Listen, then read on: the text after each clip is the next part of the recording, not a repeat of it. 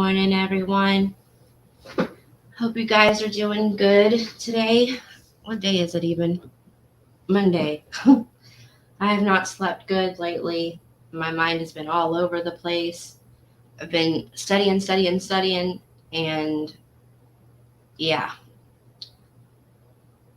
I'm going to talk about malignant narcissists today.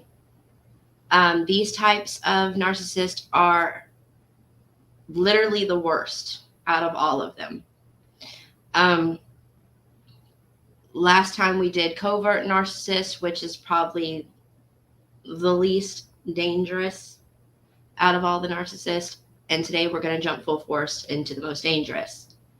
With malignant narcissists, they are very close to being a psychopath.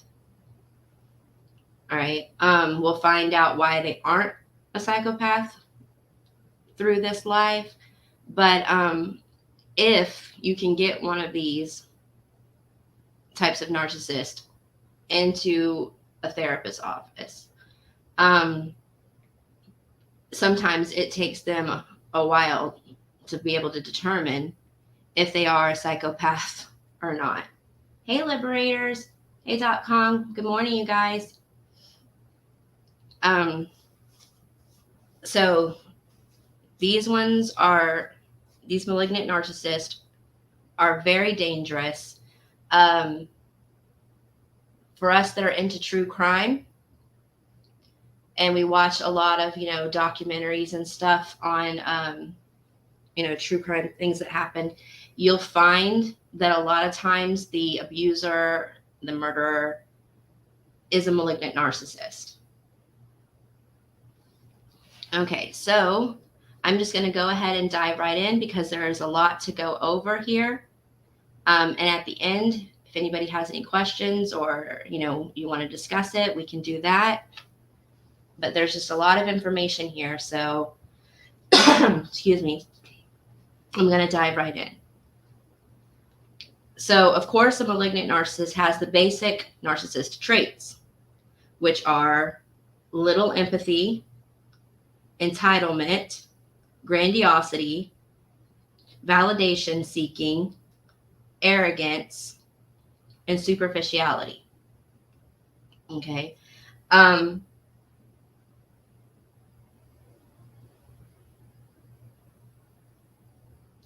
had a thought and then I forgot what I was going to say. Okay, so all the narcissists have those basic traits. However, malignants will have other traits that you won't see in the other 6 types of narcissists that sets them aside. All right. Sometimes the other narcissists can have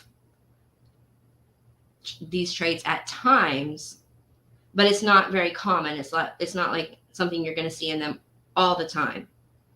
Hi, Any Pats. Good morning. And that is exploitativeness. Okay, they love to exploit people. They have a cult-like manipulativeness about them. They use coercive control. They're just very controlling all around, but they pretend not to be. Okay. Malignant narcissists can be very mean, right? They're usually a menace to all those that are around them for too long. They can be downright cruel at times. They are the absolute best of all the narcissists at the smear campaigns. They are very deceitful and they lie regularly. They're very pathological. Okay, lying just rolls off their tongue to them. It comes natural to them to lie. Usually it's you've heard people say, well, if their mouth is open, they're lying. That's a malignant narcissist. Usually, though, their lies are to protect their own interest or protect their fragile egos. They have a willful disregard for the needs and safety of other people. And that's due to, the low empathy. What sets them apart from being a psychopath is the fact that they do have some empathy, okay? And they know how to fake feelings more, where a psychopath doesn't do that. Psychopaths are usually more cool, calm, and collected almost all the time. They have that, that eerie like personality where they don't really show emotion much at all.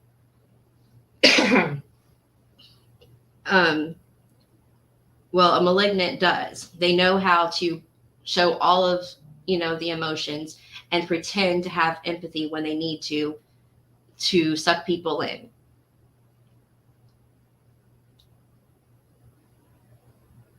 So grandiose narcissists that we've already spoke about before, the ones who like are really charismatic and they know how to put on a really good show, and everything is about, getting that attention, that validation, making a profit and all of that. Grandiose narcissists know how to take advantage of people for sure. But a malignant narcissist, they do it in almost a way that kind of creates fear, where people almost feel like once they've been sucked into this person, they have to do what they're told or else. They can be ethically and even legally sketchy at times. They bend and they break rules, small laws. They intimidate and they bully people. They also focus on power, profit, and pleasure, just like the grandiose narcissist does. They are usually obsessed with hanging around powerful people, and they do this by controlling and oppressing people using coercive leadership like threats. So they're the type of people like we've heard about politicians doing, and Epstein comes to mind with this, the type of person who has rose to power by stepping over other people, and doing really bad things, getting close to really powerful people, and then blackmailing them. Okay? Until the outside world kind of thinks that this person is so strong, they're so powerful. Whatever it is that they're doing, they must be amazing at it because look at the success. But then they leave behind a string of hurt people in the process. They love it when people fear them. They find it hilarious, but at the same time, it makes them feel that power that they seek for. So they don't mind at all, scaring someone into controlling them.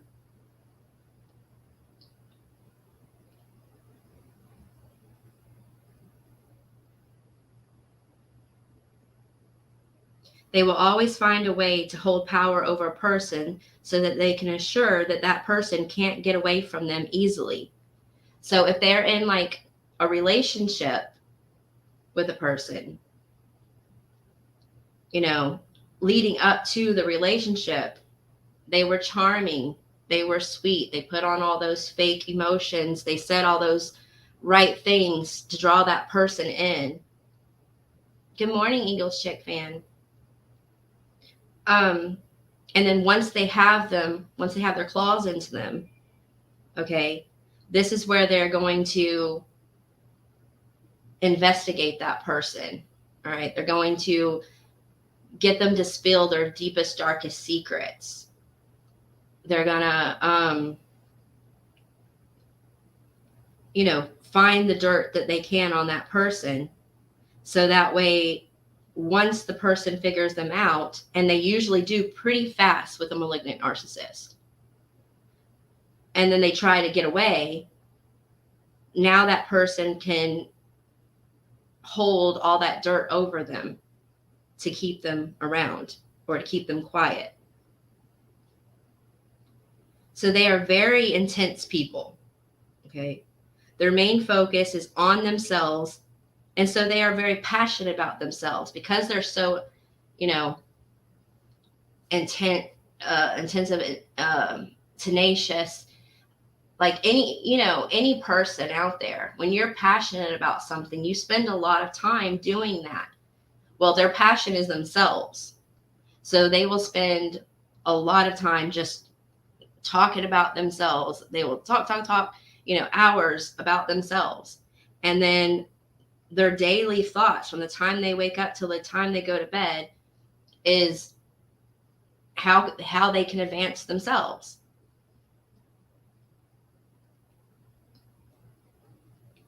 They can be very aggressive. They normally use psychological abuse, but can be pushed to violence if they believe that they can get away with it.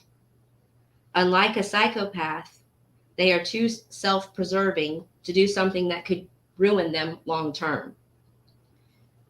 So they prefer to mess with people's minds, mess with people's emotions.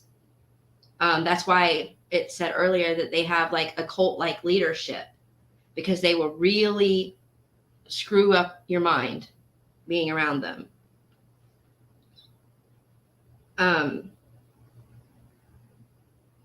They're the ones that, in a relationship with someone is going to tell that person that no one else is going to want you. You've told me all these things about you. I'll let other people know what you said, and nobody will want you after they hear these things about you. Those type of people.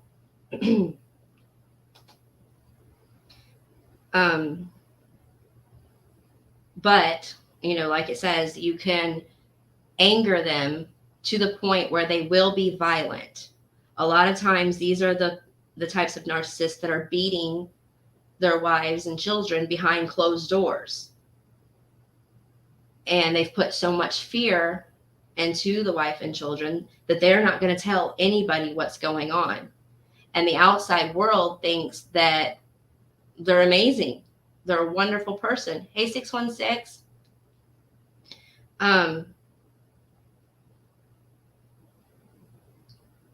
So yes, they can be physically abusive, but they're not going to do anything, like it says, like a psychopath would do, where it's easy for them to get caught. That's how my dad was too, liberators. So they are great with insults and interpersonal cruelty towards their friends, their family, and anyone that rubs them the wrong way. They can go 0 to 60 from being a best friend to the worst hater you've ever had, because they love to hype you up. I'll always be there for you. I love you. You're awesome. I need you in my life. All of these things that they say to suck the person in and make the person feel special in their life. But as soon as you disagree with them, as soon as, you catch them in one of their lies, whatever it may be, they can just turn on you and become just absolutely evil. Out of all the narcissistic types, malignants are more likely to physically or sexually abuse their partners, their employees, or even friends behind closed doors. Surprisingly, for as confident and as mean as they can be, they also have more paranoia than other types of narcissists. They tend to feel chronically victimized. Someone is always out to get them. They always believe their friends, family, and coworkers are against them, and they will make everyone around them believe it too. So this is another way where they are different from a psychopath, because a psychopath doesn't really care. They don't have that type of paranoia if people are out to get them or anything like that. They just don't care about much, you know. But all narcissists have a little bit of a paranoia because they're always afraid that they're going to get caught in a lie, or or somebody's going to turn on them, or walk away from them for what they've done. But a malignant, because they are so mean so often, and they can be so cruel so often, they know that eventually somebody is going to turn on them, and they're always expecting it. Hey, mystery lady.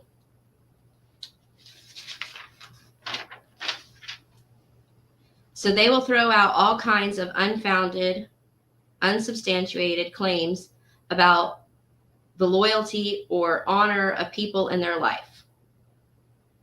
So to your face, they're your friend. But behind your back, they're telling everyone in private that you're not a loyal person, that you're a liar. They'll tell your secrets to others, okay?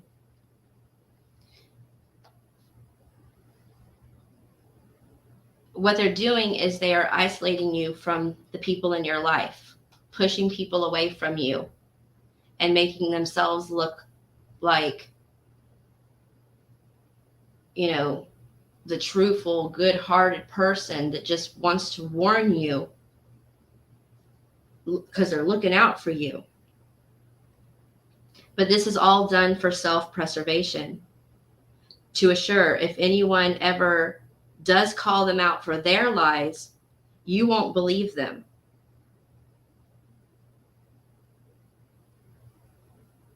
They are great at projecting and accusing people of shady, unethical behavior that they are the ones that are actually guilty of. And if you've ever had this happen to you before, it is just awful. Like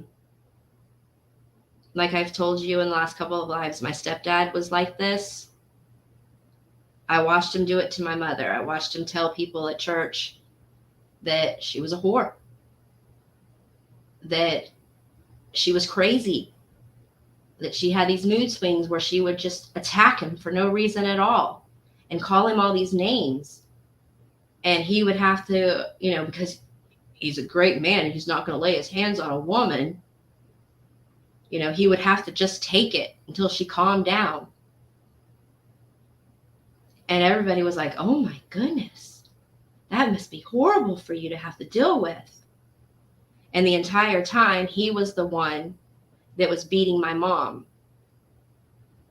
And he was the one that was calling her all kinds of names. And he was the one that was out cheating. My mom was too terrified to even speak to another man, much less cheat on my dad. But that's what he would tell everybody. So like I said, when my mom finally had enough and she got up the strength and the courage to try to leave and go to our pastor and our youth pastor and people at the church and tell them what was really going on, it was hard for them to believe it, because they had already heard my dad tell them all of this horrible things about my mom. She didn't even know they were that he was going to them and telling them this stuff. They finally did believe her, but it took a while. Like, she really had to prove things. Because they take advantage of so many people, they assume everyone else must be doing it too. Every kind thing that you do for them is seen as a way to just use them. And that's because every kind thing that they do, they're doing it for their own gain. So they assume that if you're doing something kind for them, you must be doing it for your own gain. Although they will pretend to seem grateful at the time, they immediately think that your kindness comes with ill intent. She's doing great now, mystery lady. She's had a lot of help. She's had therapy. She has a great support system. She does still have a little post-traumatic stress disorder from it all, but for 24 years of putting up with all of this, she's doing great. Malignants will usually work in security. A lot of them are cops, politicians, or have a tech security type job. Hey, Jimbo. They usually will have a license to carry, along with other ways to protect themselves. Their home will have a lot of security. They'll carry recording devices on them. They will record phone calls, and they will keep all their text. You will rarely ever see them without their phones, because in this modern day and age, your phone can be a recording device. It can take pictures whenever they need to use against people.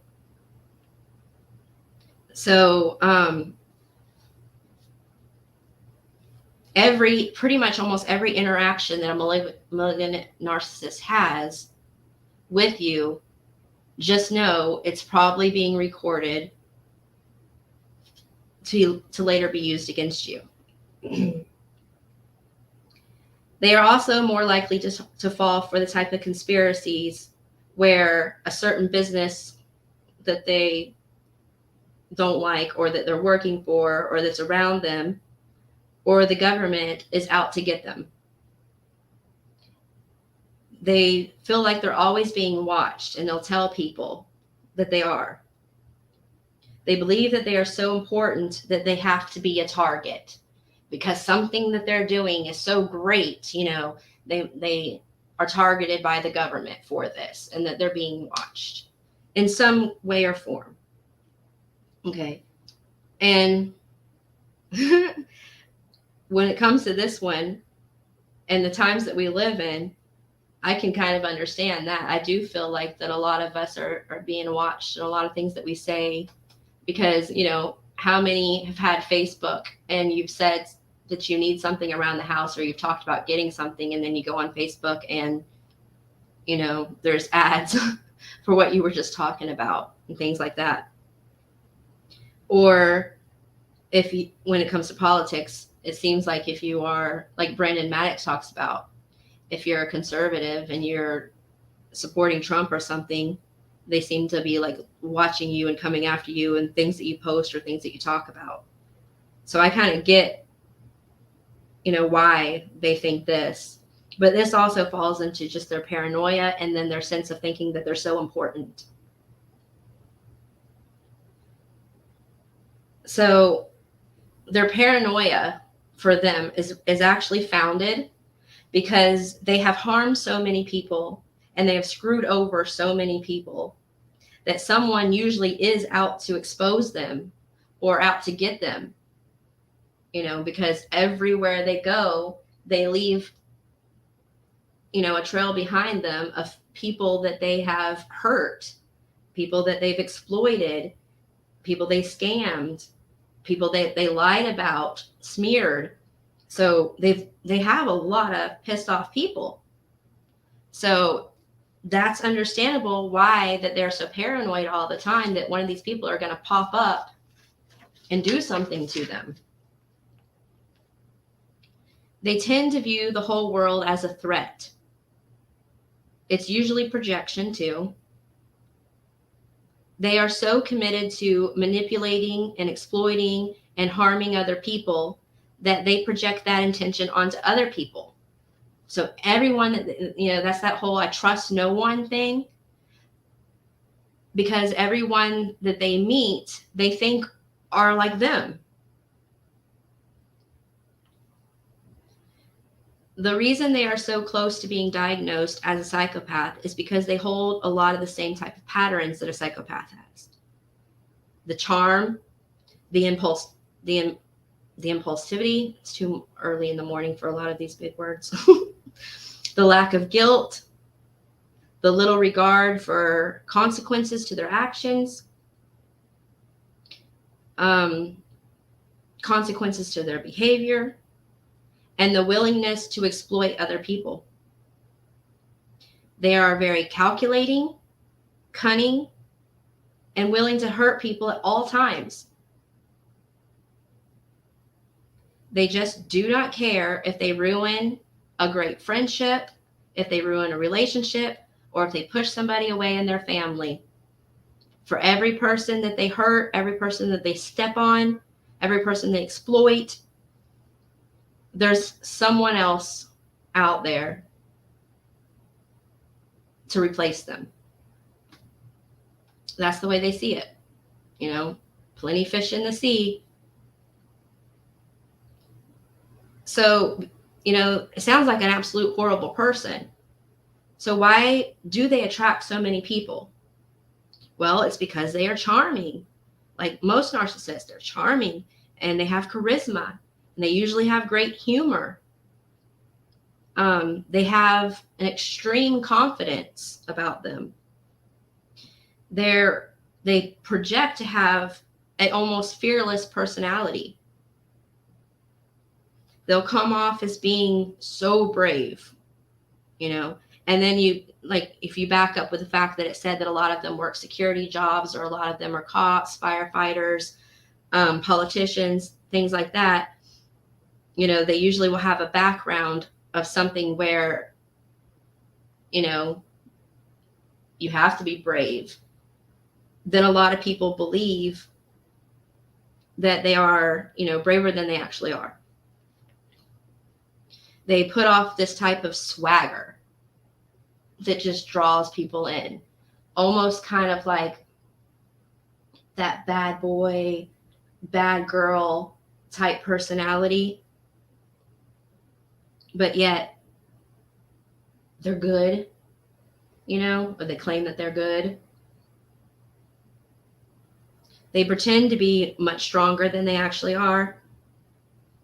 That toughness tricks people into a false sense of security that makes them feel comfortable to be around this person, makes them feel protected. They are great salesmen with their manipulation tactics. People see them getting what they want, making profits, gathering crowds. The malignant narcissist will read a crowd, and then they'll give that crowd what they want. They'll say what they want to hear, because this will align with like the people that are listening to them. It'll align with what the people want. So they will blindly follow. Hey, October 50 baby. They will blindly follow, like, you know, a cult leader type personality.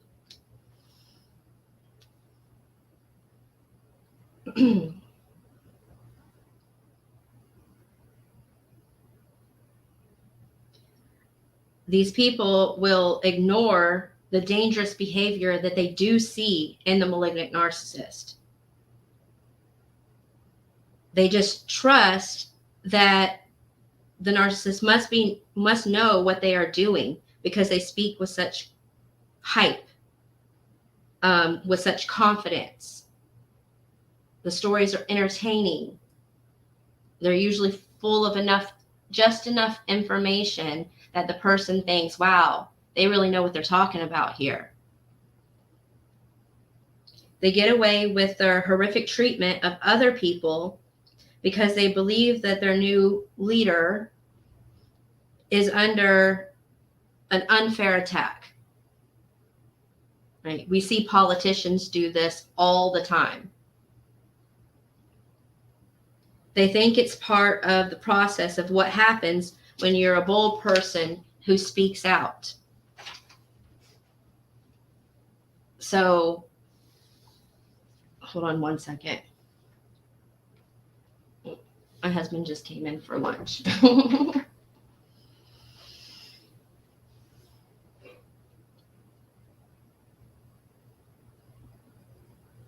All right. So, yeah. I guess, politicians are probably the absolute best example to use for malignant narcissists, because some of them can just be so They come off clean cut, full of charisma, good speaker. They'll use lots of, cunning, manipulative tactics and stuff, and they'll bash their opposing side, smear them. And then when the opposing side's people come back at them, then they play victim. And they'll say, oh, everyone's out to get me for what I stand for, what I believe in. Both sides of parties are guilty of that. But that's pretty much what I have for you guys today on the Malignant Narcissist. They are very close to being a psychopath. They're the most dangerous. And when you try to pull away from them, they're not going to let you go easy. They will smear you, and it doesn't bother them to do it at all. And before you've even gotten to that point where you feel like walking away from them or escaping, they have already gathered up enough stuff about you that they can twist and that they can turn to make you look like a horrible person to anybody that you run to. And when it comes to close friendships, relationships, or being a family member to these people, majority of the time, people will never speak up and say anything. They will stay longer than what's healthy for them or what they need to around this person out of fear. That fear that they instill in a lot of people, because they've seen how they have smeared other people, how they have attacked other people, how they lied on other people, and the destruction that they cause in other people's lives. And they're terrified of that happening to them. So they stick around and they just deal with it. And some will even go as far as continuing to give them validation, show them love, show them that they're on their side. What can I do to prove that, I'm not against you? And they'll suck up to the malignant narcissist because they are terrified. And malignant narcissists are really good at picking out vulnerable people, lonely people, people that don't have a lot of family to protect them, people who don't have a lot of friends, so that way they can't easily run to anyone, or they don't have a support system when they try to get away. Hey, John Deere girl. It's a really scary thing. It's really hard to get away from them and stay away from them. They always try to be a stronghold on your life once they put their claws into you. Does anyone have any questions for me about this, or anybody have a story that they want to share or something that they want to talk about?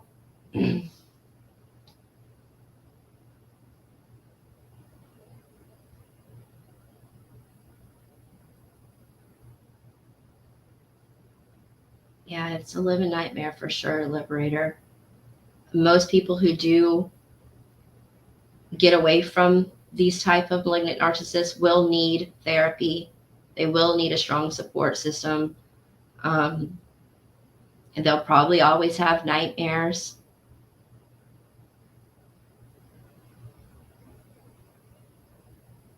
It's really sad.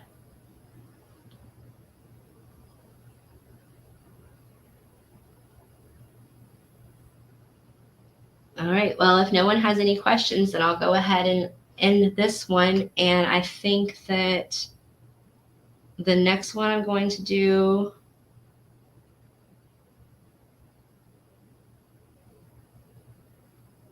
will be on generational and cultural narcissist.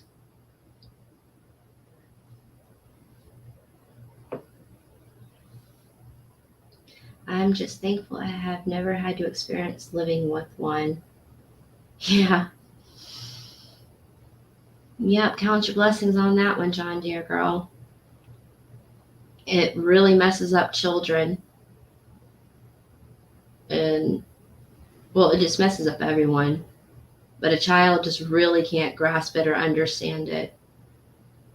You're welcome, Liberator.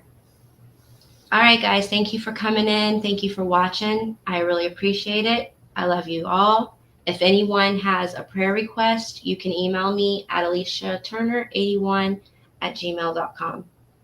And I'll see you guys around the YouTube streets today. Be safe. Love y'all.